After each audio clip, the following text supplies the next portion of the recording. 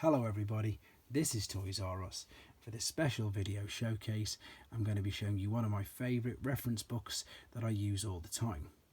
I have done a video previously which collated a few of the reference books that I used, and I did point this one out, but I feel in that video that it was a bit more whistle stop and I didn't do it any justice at all. So I'm going to give it a video all by itself, and I'm going to show you why I put this book in such high regard and why I use it so much. I was also lucky enough to do Kato's collection interview the other day, and on that I touched and I showed this book, which he hadn't seen either. So some of you guys might have seen it, some of you might not have. It's a brilliant book. It's quite old. It came out in 2004 and it's got their 20th anniversary. So of course the Transformers were first initially released in 1984, so this is the 20th anniversary book. The one downside is that it is pretty much all in Japanese, so if you speak Japanese you're obviously absolutely fine, but because obviously I just use it as mainly for picture references, as I'm sure you'll see, and I'm going to start turning some pages in a second, don't you worry, just how good it is. Obviously I can't speak Japanese at all, although if I just bring this down a teeny bit, it does say there, welcome to the world of Transformers, and you'll see now why I use this so much. This is the main reason why I know anything that there is to do with Japanese Transformers, because before this, not a clue. This book, as I said in that interview with Kato, there might be a bit of glare here. Unfortunately this page is ripped out, so I can just tilt it that way anyway. And there you go, that is of course on this page MP1, and that is why it is the 20th anniversary. It's got the very famous, one of the first battle scenes there. This has come out, unfortunately. That's how much I've used this book. If it does start to glare, I'll just tilt it up. And again, as I say, on the side there you've got the page numbers, generation 1 through to generation 2. Can't understand it, but this is what I used. You can see why it's fantastic. So you've got the year at the top, you've got all of they're all in waves basically, so you've got how and when the figures were all released, so you can see the accessories that come with them, not every single one, but you can make out enough, you know, what Jazz's gun is. It's got all the mini bots, of course. It's just got all of the figures, and the reason why I love this so much, and I have already mentioned about the Japanese stuff, you'll see what I mean in a second. I'm just scrolling through, which you can see, so we're up to 1985 now. It's also got the year down there. It does all the Autobots first, and then it does all of the Decepticons. Now here we go, straight away there's something there. They have done a reissue of this, so more and more people are aware that the Japanese figure did have the black Astro train. That was a Japanese exclusive, but under the Takara reissue books, they call them, don't they? They did the black and white one. But we're coming to know why I love this book so much. So we're up to 86, the year of course of the Transformers the movie, and Hasbro and Takara, they were still releasing things at the same time. The only difference is obviously would have been the packaging, that the Japanese figures are in the pasta scene with sometimes a bit smaller boxes, but up until now all the figures are exactly the same until we get to 1987.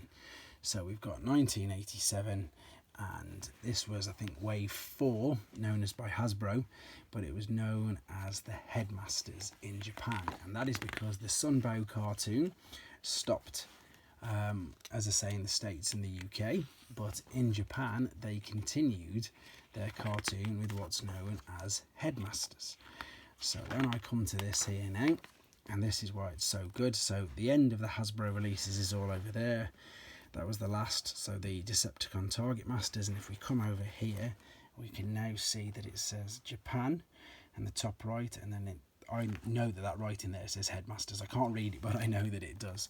So this is where you've got the extra. These are all the additional figures. You've got Raiden, obviously the combiner there, and there they are all individually below it, and there's that Daya and Zaru, I can't even pronounce them fully, and of course all the actual little Headmasters they released there. So straight away, in differentiating, you've got the fact that this is where all the extra figures that I'd never known, I'd never seen, I'd never even heard about. That's Fortress Maximus's sword as well, by the way. That was exclusive in Japan as well. So there's not much here, because at the time all they added was them, and you've got some of these absolutely legendary figures now on the other page. So you've got Stepper and Artfire. I'm lucky enough to have a Stepper but not an Artfire yet.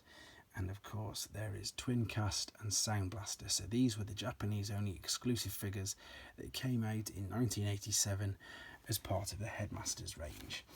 So it shows them at the end, and of course when I had this book in my hands, you know, in 2004, I was like, I've never seen these before, didn't know anything about it. And then you carry on onto 1988, and you've got again all the normal versions. So you've got the Junior Headmasters, Trigger Bots, Trigger Cons, Double Dealer, Piranacon. I nearly said King Poseidon, and I'm not used to calling him by his Japanese name. And of course all the Pretenders. And then this is again where we get interesting, especially for myself, just after the Pretenders, because I'd never seen these. Now again we are far more aware of the fact that the Japanese had their own versions. So here we go, still in 1988, it says Master Force there at the top. So of course we now refer to Power Master Prime as Ginrai, and when he has God Bomber combined to him, it's God Ginrai. Again, Hasbro released that as part of a Power Master Optimus Prime reissue, again a couple of decades ago. But here is Double Clouder at the bottom, so that's their version of Double Dealer. There's the little 3 Power Masters. One of my subscribers actually specifically asked when I showed this in the book. This is the exact book that I use, so I hope you're still subscribing, I hope you're still watching. There is the 3 little Power Masters. There is of course Six Knight, and of course some legendary figures here. So we've got Minerva, Hosehead, still Hosehead, but he's known as Cab, I believe. And of course we've got Ghost Shooter, and one of my grails there, Metal Hawk. So this is the Super God Master Force wave of figures that I refer to when I'm talking about them, and that's because it was a cartoon in Japan. So they had all these things there. Look, there we go. We've now got Grand Maximus, they've got Overlord, they've got Buster and Hydra. I've done videos on them. They've got, as I say, he's now known as King Poseidon, and they reissued all the little Headmasters as well with different names. And of course the infamous Browning, another one that's been eluding me for years. So amazing book. And there we go, Black Zarek on the back as well. So I'm not going to spend too much time going through the figures that you're probably all aware of, and you've already seen lots. So 1989, this was the rest of the Pretenders, the classic Pretenders, and as it said at the front, the start of the Micromasters. So all these are in all your Hasbro reference guides. But again, this is where it gets interesting. So staying with the same year, 1989, we've now moved to what's known as Victory. And again, this was another cartoon that was being aired in Japan at that particular time. So we've got Star Saber, we've got Victory Leo, and then these things are amazing. I'm going to do some updated videos on these soon because they're just fantastic. You know, you can combine them there to make Victory Saber, and you can even combine them to make a huge ship as well, which I'll be doing. You've got Galaxy Shuttle. He actually came out in Italy as well. You can get gig boxed versions of him, but never seen him in the UK or US. He wasn't out. Road Caesar. In the European markets, they released these a lot later on, in like 1992, but with different names, and they weren't able to combine. Carrying on with Victory, Landcross. That is one of my favourite combiners. I've done a video on Landcross and Dash Taka. So all of these were in the Japanese cartoon Victory. There's Great Shot, the 6-shot repaint. So some of them were repaints, obviously, but a lot of them were figures in their own right. Desirus, another one of my grails. I'm lucky enough to have Lio Kaiser. I'm going to be updating a video on him soon, but don't expect me to be transforming Kill Bison with the Gold Plastic Syndrome. There's a repaint of Monstructor, Dino King, and then these two down here, Black Shadow and Blue Bacchus. They refer to these as Crossformers rather than the Mega Pretenders, and they are just redeco stroke retools. You can see that they're not exactly the same. Blue Bacchus has got a different face. But again, these figures, if you've never seen them before, if you are new to collecting Transformers, or you've not found that rabbit hole that is the Japanese variants, then this book's ideal for you. Moving on, 1990. So again, Action Masters. I'm not going to get involved with anything to do with that. I've got them all because they were released. Whether I like them or not is a different thing. Some of them I do. Moving on, still in 1990, we've got all the rest of the Micromaster Patrols, but then in Japan it was Transformers Zone, and I can't wait to be able to own these. You've got Diatlas, New Autobot Leader, Roadfire and Sonic Bomber, and then they're just amazing. I mean, Diatlas there, look how many modes he's got in that particular picture screen. You've got that one, that one, that one, and then another 3 over there. And these are huge as well, huge figures, and then all 3 of them can combine to form Big Powered. Takara have just done a reissue, not of the original figures, but of the newer figures, so you can actually see, and you might know something about them now. There's Rocket Base, which was obviously Countdown. Countdown's there. I've done a video on him recently, but look, you could actually put the Galaxy Shuttle on to the Rocket Base. Metro Titan, there we go, and then the elusive Autobot version and repaint of Skyhopper.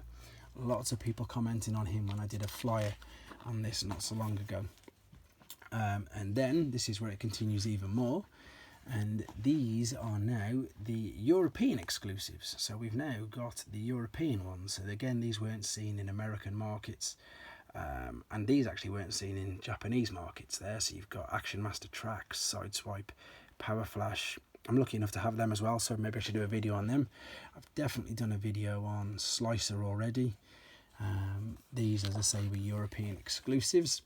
So Hasbro had stopped their line of figures in the main markets, but they carried on in Europe making some random figures like that. And then here's what I mentioned earlier about the repaints of Road Caesar, but they didn't combine. But now back to Japan in 1991, they continued with Return of Convoy. So these are all still classed as G1 figures. You've got Star Convoy, and if I've got his name then I am again going to update the video on him. Sky Gary, I've not done a video on him yet, and again Grandus still eludes me, and he may just do for however many years at his price he can carry on. And then one of the first of these little Micromasters, and these were all reissued later on, I think under the Universe line, but yep, believe it or not, they were actually available at least near enough a full decade before in Japan only. There he is, 6-liner.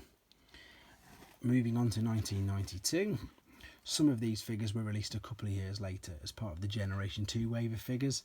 So that's why some of you might be thinking, well, I've seen these aren't Generation 1, but they did come out in Europe first under the Generation 1 line, and they were packaged, and I've got some as well, so I can show you that they were packaged in English writing and in gig packets as well. I've done a couple of videos on these 3 here, so if you search on my playlist for European exclusives, we've got Scorch, Boss and Flash and Thunderclash. I've not done a Road to Storm yet, but yep, these were European exclusive Generation 1 figures, same as the Predators. And then moving finally on to 1992, Operation Combination. This is another wave of Japanese release figures, and again these figures have seen later reissues a decade or so later under the Universe and Classics line. 6 Builder, I think, and that's the one I'm sure is the Devastator one that they redid. 6 Wing, I think, was Superior. 6 Turbo must be Defensor. 6 Train obviously won't have a G1 version as well. And now we're on to the very final phase. I'm not going to talk about the well, I might as well show you while we've got the book. Now we're moving on to the final bit, and these are again the European exclusives, but what they did in Japan was they packaged them in a double pack, and they packaged an Autobot with a Decepticon or a Destron as they were known, and they were double packed out. And then the final bit of redecoing they did is Guard City and Battle Gaia, and they are literally, you can tell, Defensor and Bruticus redecos, and scare yourself if you want to Google something about the prices of them. Well done, Graham, Collector 75, for picking up yours. Super envious of you, pal. Right, I am going to quickly just show you this because it's here. Generation 2 then, so 1993 to 1995, and again you've got the list of the figures and when they all came out. There's no Japanese exclusives here, unfortunately, but it's got some of the rarer figures like your Obliterators, Clench and Pyro, which you can see. Then moving on to more of the renowned or well-known Generation 2 figures. Again, there's your redecos of Superior and Bruticus. They just love a Bruticus redeco, don't they? And of course, there's Optimus Prime, Laser Optimus Prime, and the rest of the very small, but not very big Generation 2 line. Before we finish this video, I'm going to carry on because loads of us, myself and a lot of subscribers, we always talk about the artwork. And here we've got some lovely original Japanese artwork at the back. So, as I said, the purpose of this video was basically to give this book its own video, because giving it a little whistle stop I didn't think do it any justice at all. I love this book. You can see I've completely used it so much. It's falling to pieces, unfortunately. Of course, if I wanted to be super negative, it is in Japanese and I can't really read it, but I just think it's fantastic. It's been so useful and so helpful to me throughout the years, and it's just great, isn't it? It's just literally all your toys all in one place. Love the book. Hope this was useful. Hope it was informational. That's not even a word. I hope you found it useful and you could use some information from it, and maybe you might be able to find one yourself. I think there might be a couple of reprints since this, which might have a slightly different colour, but it's basically the 20th anniversary Transformers catalogue book. So there you go, guys. Hope you enjoyed looking at it. I hope you find it useful, and yeah, maybe you'd like to go and search one out for yourself. And of course, please take care.